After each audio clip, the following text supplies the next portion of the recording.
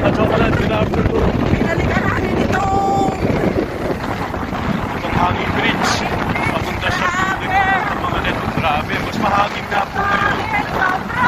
Kaya ang kachokalan, tingnan nyo lang may tubig, nagkamalit sa talaga. Ang lakas lakas ng hangin. Pero enjoy pa rin. Eto, medyo malakas ang buga talaga.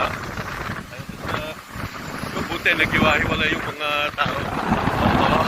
Ito mga kachokaran, yung hanging bridge na ito, papunta sa view deck ng Pantabangan Dam dito sa lalawigan ng Nueva Ecija. Itong dam na ito, yung pinagmumulan. So, kanino kaya yun? Sa labing. Okay. Yung pinagmumulan ng tubig ng ating National Irrigation Administration Upper Pampanga River Integrated Irrigation System dahil sinusupply sa mga bukid sa Nueva Ecija at mga kalapit na bayan sa gitnang Luzon. Pagod na! Pero ayan, kachoka na, no?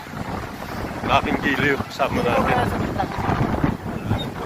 So marami po, ayan, mga talagang tumatawid, gustong makatawid, ayan.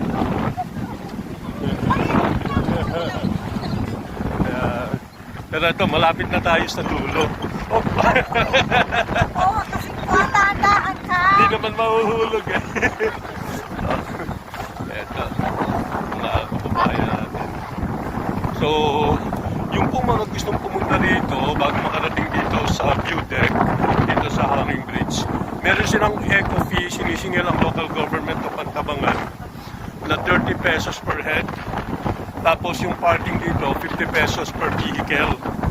So yun lang naman ang gastos para sa pagsasaayos ng kaayusan dito po sa kapaligiran. So yan, mga kachoka na, ayan yung Pantabangan Dam.